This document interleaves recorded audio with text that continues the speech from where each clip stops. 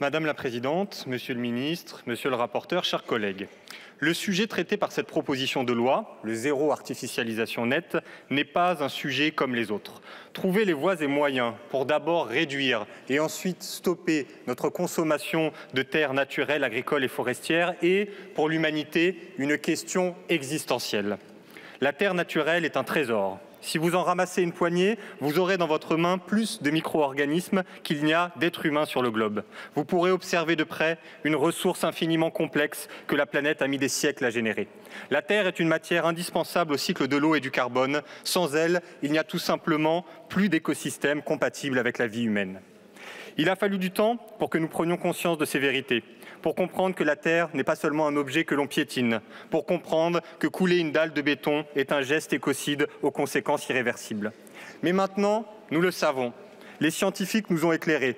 Plus personne dans cet hémicycle n'a l'excuse de l'ignorance. L'artificialisation des sols est une limite planétaire et on ne discute pas, on ne négocie pas, on ne repousse pas une limite planétaire. Il n'y a qu'une alternative, soit nous intégrons cette limite dans notre modèle de développement, soit nous provoquons un bouleversement de l'écosystème qui conduira à notre perte. Chers collègues, bifurquer ou disparaître, voilà la question qui nous est posée.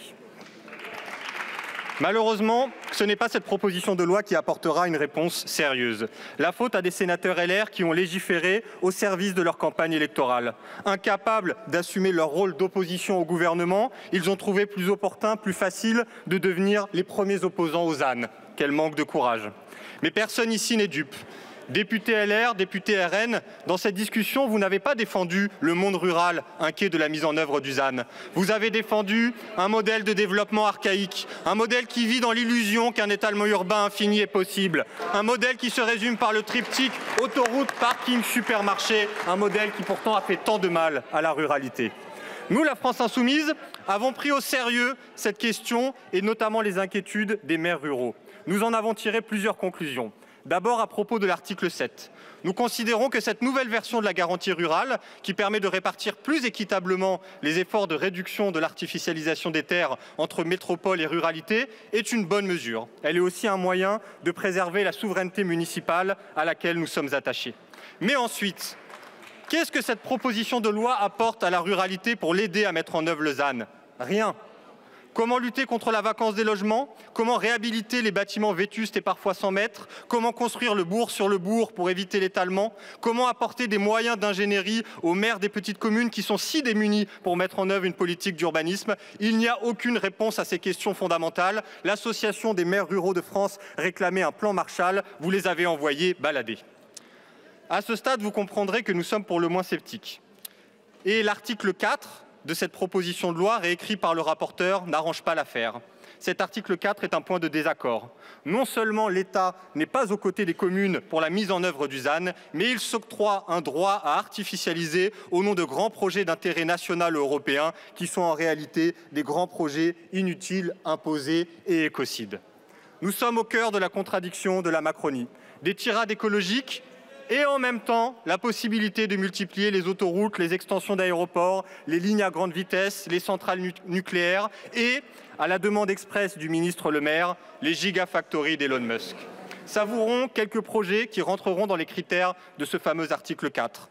Le Lyon-Turin, 30 milliards pour percer la montagne et artificialiser des milliers d'hectares de terres naturelles. Tout ça alors qu'une ligne ferroviaire existe déjà et qu'elle est en sous-capacité. Le tronçon d'autoroute Toulouse-Castres, 500 hectares de zones humides sacrifiées avec à la clé des super profits pour une société d'autoroute et des cancers du poumon pour les gens. La gare de la ligne 18 du Grand Paris Express qui s'installera en plein champ sur le plateau de Saclay et va artificialiser des centaines d'hectares parmi les plus fertiles d'Europe. N'en jetons plus, nous avons suffisamment de preuves pour démontrer que la Macronie est encore et toujours au service du vieux monde productivisme, du capitalisme dévoreur de terre. Mais ce système ne durera pas éternellement. Vous pouvez mettre toute votre énergie pour réprimer et criminaliser le mouvement écologique. Vous n'empêcherez pas la résistance de s'organiser. Nous sommes là, nombreux, pour dénoncer votre hubris, pour rappeler que les limites planétaires existent et que personne ici n'a les moyens de la faire disparaître.